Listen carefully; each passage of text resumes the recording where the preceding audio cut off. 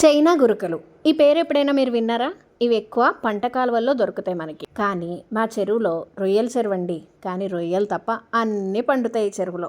అలాగే ఈ చైనా గురకలు కూడా మస్తుగా పెరుగుతున్నాయి. ఎందుకు పెరుగుతున్నాయి ఏంటి అని ఈ ముచ్చట్లన్నీ నెక్స్ట్ వీడియోలో చెప్పుకుందాం. ఈ రోజు అయితే చైనా గురకలతో ఇగురు ఎలా ప్రిపేర్ చేసుకోవాలో చూసేద్దాం. ఈ చేపల ఇగురు చాలా టేస్టీగా, చాలా హెల్తీగా ఉంటుంది.